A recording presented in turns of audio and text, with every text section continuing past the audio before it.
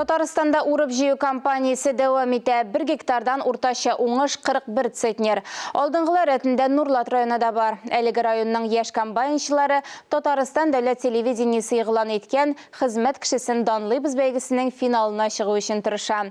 Урак барышын безнең хәбәрчеләребез дә күреп кайтты.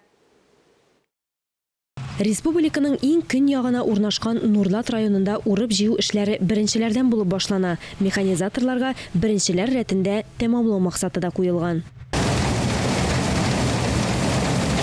Нурлат сөте хуҗалыгында уртача уңыш 1 гектардан кимендә 32 центнер булыр дип фаразлана. Кайбер кырлардан хәтта 40 центнерга кадәр ашлык суктырылган. Аллага шөкер, комбайннар 100% әзерлектә чыктык. Неге соңарак калды, конечно, быел уборка, но тем не менее тырышабыз вакытында алып калырга. Иртәдән кичкә хәтлек егетләр полный боевой готовностьта. Районның ашлык суктыру нәтиҗәлелеген арттыруда әлеге хуҗалыкның өлеше зур. Дөрес, әле башкарыласы эшләр күп, әмма яшь комбайнчылар эштән курыкмый. Хезмәт кешесен данлыйбыз конкурсының финалына чыгарга исәп тота.